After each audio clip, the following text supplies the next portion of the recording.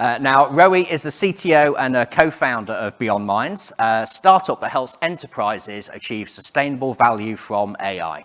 Rowie is responsible for the company's tech strategy and leading a group of top AI researchers, scientists, and engineers. So welcome to the show, Rowie.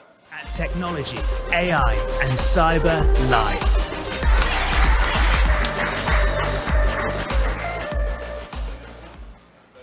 To be here. My talk today is going to be about the path to organization-wide adoption of AI. And in the last 3 years, I've met probably hundreds of different executives from enterprises in the financial services, manufacturing, and technology industries. And what I'm going to tell you today is about how to move from a single model in production into an organization-wide scale AI adoption. I started BeyondMinds 3 years ago after finishing my PhD in computer vision. And during that time, I was seeing that there is a huge value in AI, which I believe is quite clear for everyone today. The value, the business value of AI is enormous. The potential is huge. Some maybe will call it a hype, but the practice, the reality, there is a big gap there. And as you probably know, and if not, the industry standard for taking a solution in AI from the lab into production is somewhere between a year and a half. Not only that, after the solution is in production, the TCO caused by maintenance, by support, by retraining, by deployment, by re-implementation is enormous. Most of the solutions, around 90%, doesn't make into production, and those that do reach production are not profitable. And last, there is a complex scale issue. While most of the organization only starting to bring AI to production, maybe less than 3% are really adopting AI at scale.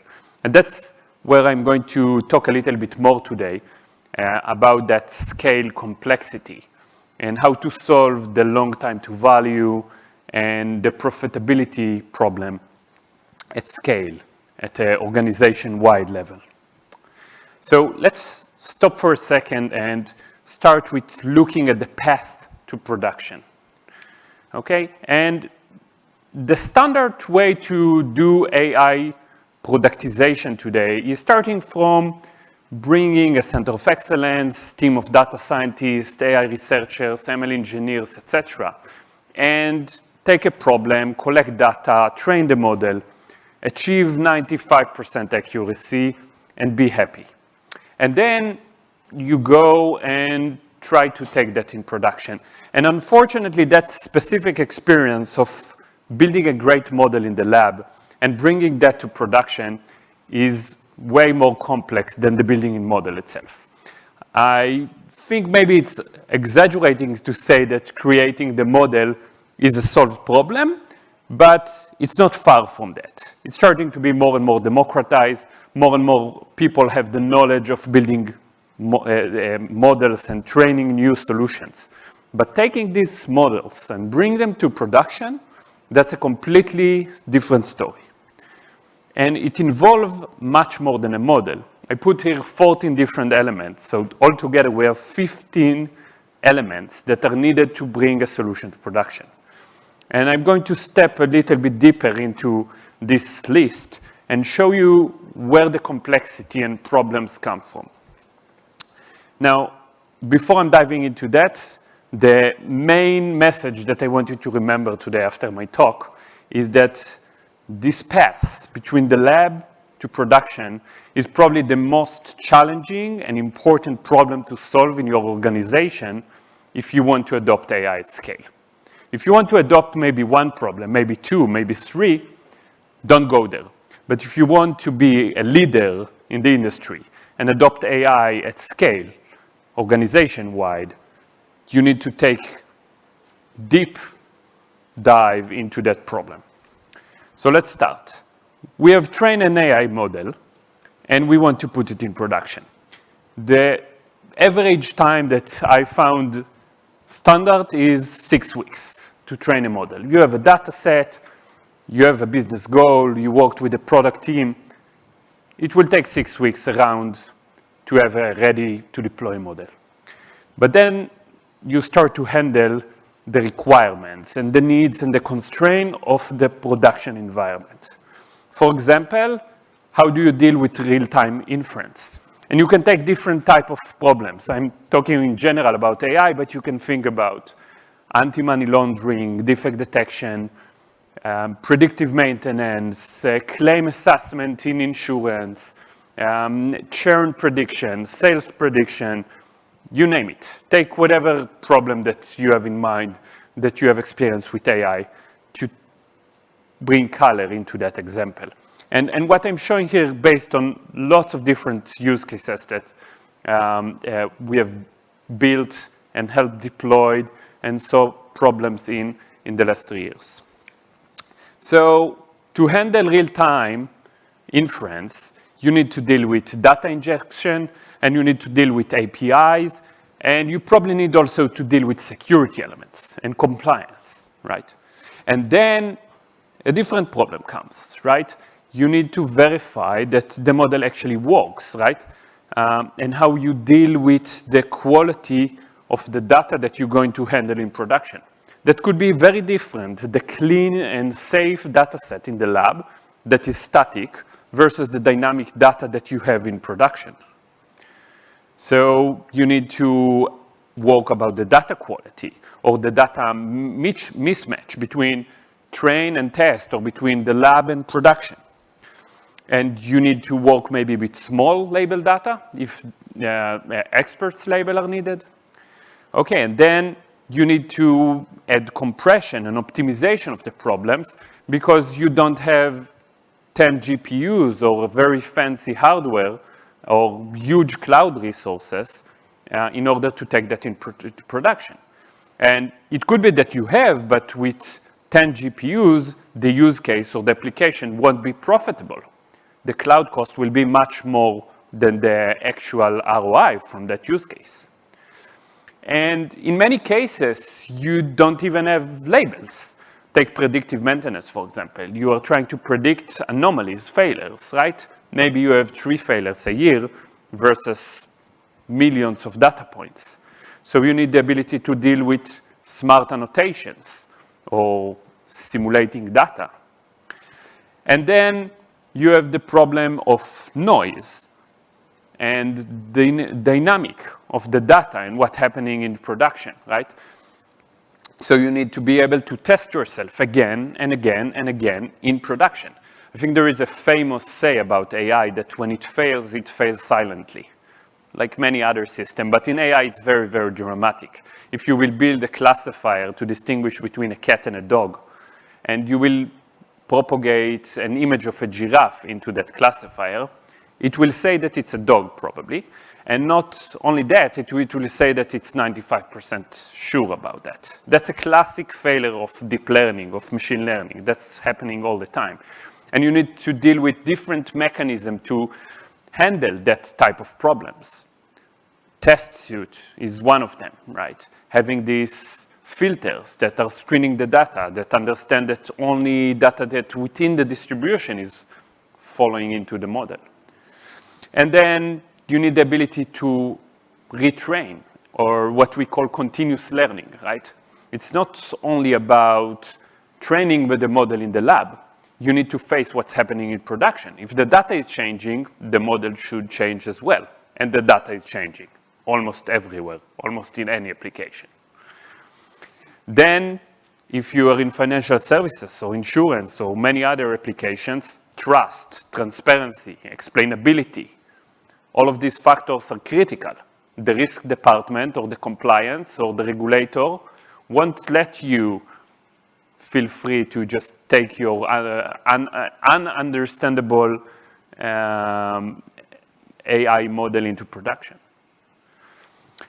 And then version control, right? That's a very classic engineering problem of controlling what's happening in production and controlling the versions. But when it comes to AI, you need to do version control for the code, but also for the model itself and for the data. What data was used to train this model? Can I retrain it exactly as it is when the regulator will come and ask me how that was trained? Or when someone internally will ask me? And then you need monitoring. So you can bring lots of different ML ops or monitoring solution and combine that into your overall solution. But monitoring is critical to understand that what's going on under the hood, that it's safe, that it works well, right? And then scale, right? Okay, you trained the model, you brought all the components, you probably had a team of 20 maybe to deal with all these components. Now, maybe I'm exaggerating with all 15 components, but it's somewhere on that range, right? It could be that in some application you will have only 5 components, in other you will have 10 components that are needed, but overall you need a lot of different system components to take AI into production.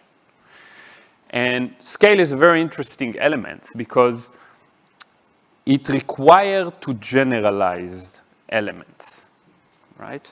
And to those of you who are familiar with software engineering, what's happening today in software engineering mostly is that you are not trying to do over specifications, right? You are trying to do only what is needed to solve the problem ahead of you. And you solve one problem and a second problem and a third. And after you solve 3 problems, you do what we call a refactoring, right? You want to start and generalize. And that's exactly what I think we need to do in AI as the infrastructure problem. Okay, so the last element is support that clearly is needed. And unfortunately, after bringing all these 14 components into place to wrap the trained model that took us 6 weeks, we end up with 18 months of development with a team of 20, with huge cost. Now, not only that, the infrastructure that we have built here is so specific and so tailored to the problem that it won't be reusable for the next use case. So that brings me to the biggest question of my talk today. How to deal with this orchestration problem? How to move from data-centric approach into this production-centric approach? Can we build these 14 elements first in a system way that can wrap any model after that? Think about that. Instead of building a model and then bring all the production components into place, let's build the 14 components in a generic way and then bring model after model after model. And we already said that building a model is starting to be democratized. We have enough talent today in 2021. We have enough knowledge. There is infinity amount of open source to do that. So it's possible. But building that platform, if you want, or infrastructure, is a different scale and complexity of a problem. But it's possible. And in the last 3 years, across hundreds of companies, I saw few that done that. And I think today we see also different platforms, tools that can help significantly in that orchestration problem.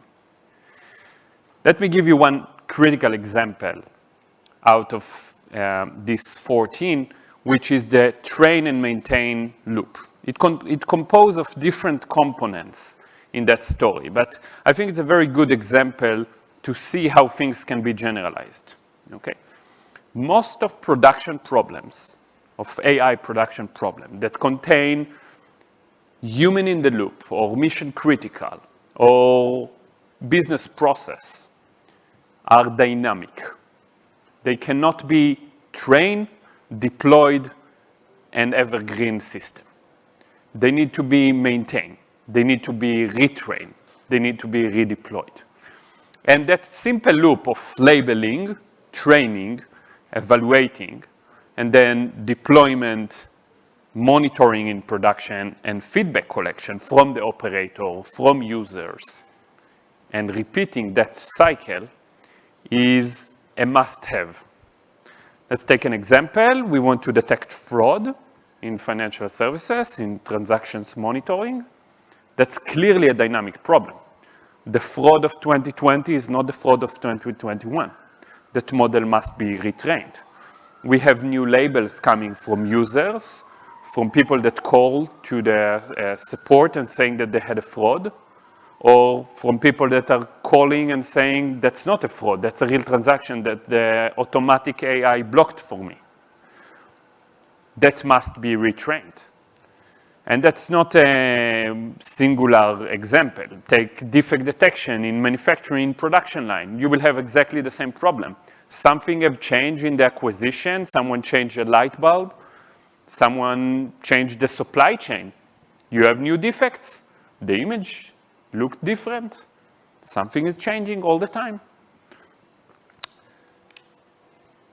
I hope Gina Chang will excuse me for bringing a citation from DHL. That's from a BCG and MIT Sloan survey they done last year around 3,000 companies. And she's saying that the worst day for AI is the first day because the algorithm gets better over time. There is always a loop to ensure that we capture feedback. This feedback is essential to help the AI identify a palette that can be stacked for some reason, such as the fragility of its contents. Now, that's exactly what I just told you, right? And you see that in many, many different applications and areas. And the successful companies in adopting AI are bringing that feedback, these continuous learning elements. This is from the same survey that I told you. And what you can see here is a correlation between the feedback mechanisms and success or profitability as they measured. And use cases or companies that deploy 3 different feedback methods into their AI strategy have significantly more chance to achieve profitability with AI. So let's dive a little bit deeper into some components that are interesting around how to bring AI to production and what things to more emphasize when you're building this infrastructure problem. Take sustainability, for example. That's very related to what I just told you about the infinity loop of train and maintain, etc. Keep these models that you have built on the rails, right? How are you going to deal with data that is going to be dynamic? Can we monitor and detect when the data is drifting or changing? And if we can monitor that, can we collect that data? Can we send to the human in the loop these examples, right? I mentioned claim assessment before. Let's take claim assessment as an example. We want to automatically decide if to reject or accept an insurance claim. Now, clearly, no AI solution in the world will achieve 99% accuracy, but that's the business requirements, okay?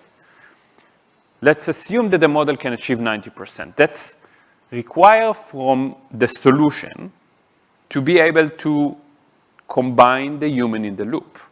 The simple cases can be done automatically with the AI, but the more complex, non-repetitive, out-of-distribution cases should go to the human. You need the ability to cut and split with a confidence or uncertainty thresholding, right? And the threshold is going to be dynamic because the data is dynamic and the out-of-distribution is dynamic, and you're going to retrain the models over time. That mechanisms are critical if you want AI adoption at scale. Otherwise, you need a team for each model that is being deployed. Let me give you another example. In the last few months, I have been working with a company that is trying to take a sales prediction problem into production. Unfortunately, they have more than 30 different instances of CRM. So they build a model for one instance. It took them a few weeks, not too drastic. But now there are people that all they do is maintenance.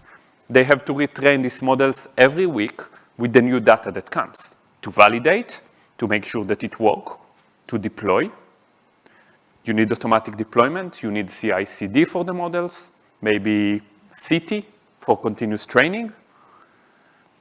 You need cloud services to support that. You need Kubernetes elements to deploy that on a different scale levels. And then let's talk about ethical behavior. Bias is a critical element that comes again and again in many different use cases. Can you have the right mechanism to do bias mitigation in your models? Make sure that the data that you are training your model won't be biased. And I'm not talking about necessarily about complex bias as gender. There are bias everywhere in any data. Even if we take defect detection, if that's defect or not, the data could be biased. It could be biased towards non-defects because we have 2% of the data that is biased. Or it could be that there are rare cases that are not well represented in the data that need to be mitigated systematically with different steps. So my take-home message for you is that machine learning at scale is an infrastructure problem. It's much more than building a model. It's much more than building a system. It's about having the right components generalized and enable scale adoption of AI. And then with that infrastructure, the business value from AI that is a hype currently, that struggle with the long time to value, with the huge costs and the complexity of scale can become reality. You can have quick time to value, right? Because you have the system and all you need to do is building new model. And that can be achieved with a time scale of 3 months per new model. You can have a significant reduction of the TCO because the maintenance become a scale problem. You don't need more and more people to maintain more and more models. And that can scale across the organization. It's not something that you do in one department and when you go to the new use case in another department, you need to rebuild again. Thank you.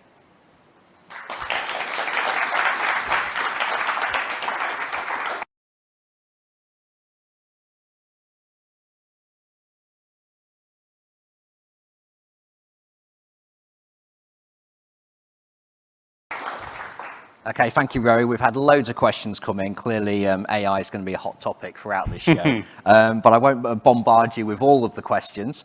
Just a few to pick up on here. What's your view on retaining manual control in AI solutions? Critical. Human in the loop is critical. I think that most of the applications, if you want really to succeed with, you need the ability to combine human in them. And I think that requires different research problems like confidence estimation, like how to collect feedback from users, UI to support that. So I think it's super important. Okay. And when should enterprises rely on a fully automatic solution, and when should they consider keeping a human in the loop? I know we've sort of touched on that. Well, that's a question that cannot be answered at scale, I think. It depends on the application. But definitely in the pre-assessment, which, by the way, I think it's companies that I see know how to do that quite well. But you need to assess if it will be profitable when the AI will work. Take predictive maintenance as a classic example. Most predictive maintenance applications won't be profitability. It won't be good to replace periodic maintenance with predictive maintenance because a failure won't be $1 million. Okay, well, just one final question. Do you feel the potential for growth and sustainability in AI is in the adoption of the production-centric model that you mentioned there? I believe so. I believe so. I think it's a good way and good angle to bring the sustainability element and definitely this adoption wide. So if you're an edge company that's try to be a leader, which probably a lot of companies are, this element is very, very important. Okay. All right, everybody, another great session. Thank you, Roy. Thank you very much. Thank you.